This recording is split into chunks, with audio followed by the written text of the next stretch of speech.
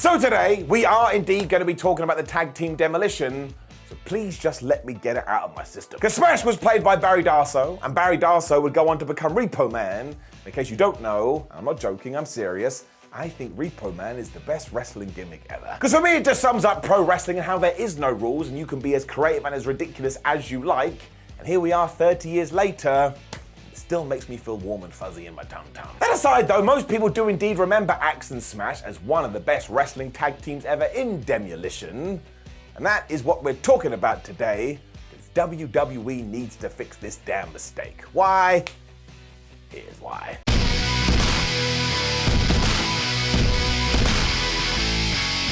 So firstly, let's go back to the roots, like a plant. Because before we did have Bill Eadie as Axe and Barry Darsow as Smash, Bill was actually teaming up with someone else's Demolition, and it was Moondog Rex. Because he got repackaged as Smash in 1987, and then somebody pulled the trigger and away we went. Luscious Johnny V was also their manager, which is the greatest name ever, and kind of crazy, they only had 3 matches together before they were split up, because Vince McMahon looked out at the crowd and they were like, no one is buying Moondog as a part of this group. They know who he is, it's never gonna work. It's actually amazing this happened down to how the audience was responding to him, because you can leap into the future when Matt Bloom or Albert was brought back to the WWE as Lord Tensai. And even though everyone was there was going, we know who you are, weird drawing man on your face, we still tried to get this over, so Vince McMahon actually could have learned from himself. The powers that be did act with this one though, when they turned to Jim Crockett Promotions, and they hired Crusher Khrushchev. So if we zoom forward to March of that year, all of a sudden Barry Darsow had been brought in by Smash, and Johnny had sold the managerial rights, which is a very weird thing, to Mr. Fuji, and it was time to go. Clearly based on the Road Warriors, because the WWF wanted a piece of that action. They were pushed like crazy, and as the months went on, it was quite clear, holy cow, we have something here. It was also during an era when the World Wrestling Federation was just drowning in talent, because you had the Hart Foundation, you had the Bulldogs, you had the Killer Bees, you had the Rougeos, you had Strike Force, and a bunch of other teams. It was pretty good people to tangle with. The glaring hole is that we did need a pairing that could just be monsters and tear through people, which is what Hawk and Animal have been doing for years, and Axe and Smash found this perfectly, and man, they started to make some magic. In fact, they were booked to be so dominant that we got to September when they took on Bret Hart and Jim the Anvil Neidhart, and they beat them for the tag team titles. Well, kinda. That would have happened, but instead it ended in a double DQ. Whoops. When we get to the following March though, this did actually happen for real. When Strike Force held the titles, Axe and Smash beat them, they had gold around their waist, and as you probably know, they then held on to these for 478 days, which of course was a record for a long ass time. They also defended those belts on 46 occasions. I don't want to keep throwing numbers at you, but that's just silly. 46 times they put the gold up for grabs and they never lost. And people wonder why they got so popular. Speed forward to July 1989, and yes, very sadly, they lost to the Brainbusters. But here's the most important piece of the puzzle. They weren't kicked to the side, they weren't forgotten about. In fact, we were kind of just starting. Because throughout all of this, Mr. Fuji had turned on his boys, which meant Demolition were now babyface, but all of a sudden that opened up the door for them to have a program with a bunch more teams. And because Axe and Smash are so damn smart, they didn't change their presentation, they didn't change the way they were acting, all that has switched were the opponents they now wanted to beat up, so everybody cheered them. It was in November when they did get their titles back from Tully and Arn, and then this kind of got a bit weird, because this time they only held them for 72 days before they lost them to Andre the Giant and Haku.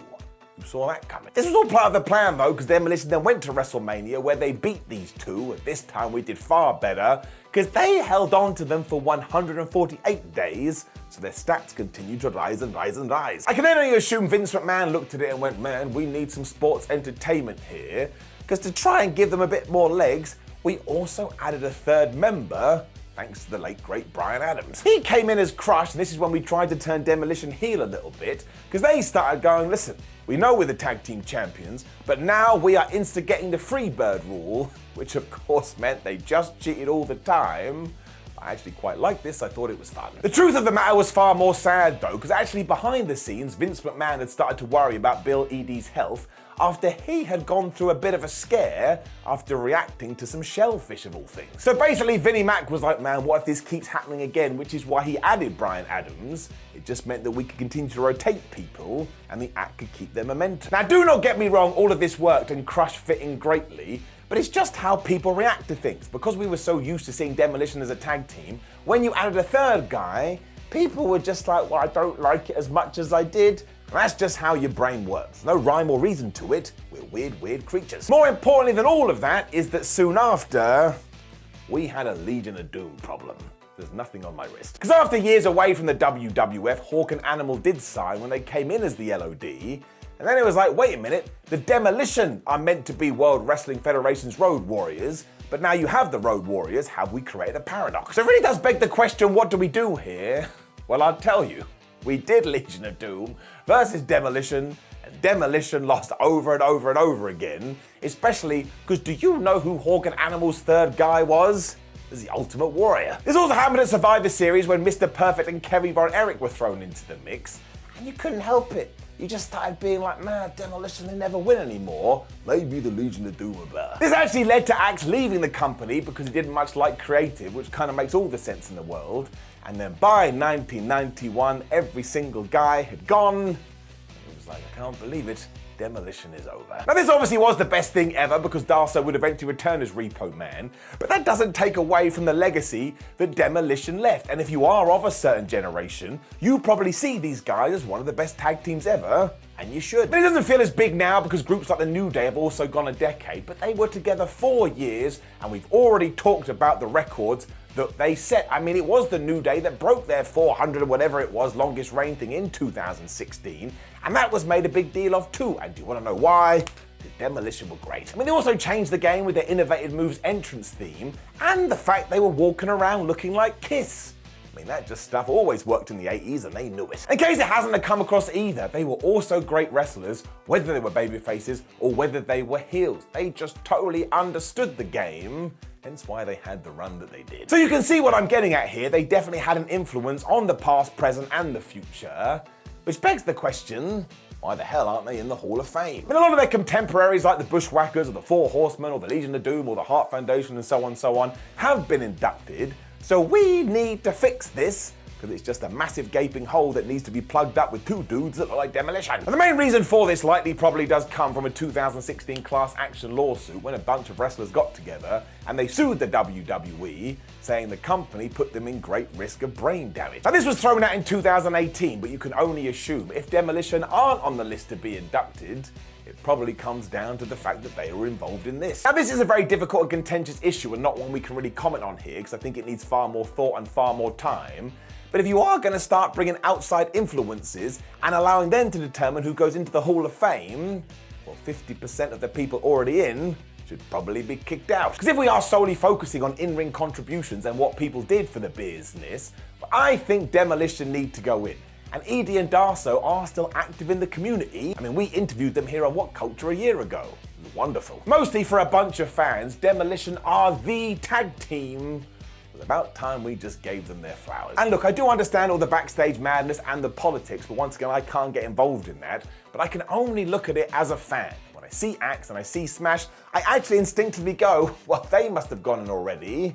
Before I remember, they haven't. So you know the rest of the deal here. And as we have arrived, let's put in Repo Man 2. Before you melt down, of course WWE, they've got a celebrity wing, there should be a gimmick wing.